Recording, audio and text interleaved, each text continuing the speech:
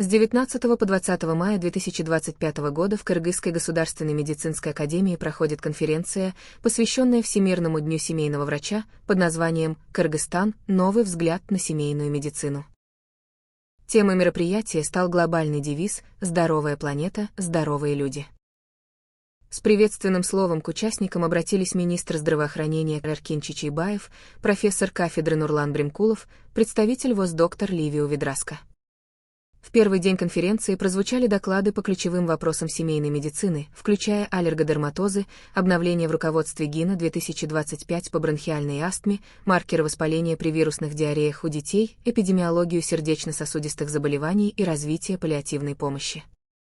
Завтра, во второй день, мероприятие начнется с функциональной тренировки, направленной на совершенствование практических навыков врачей.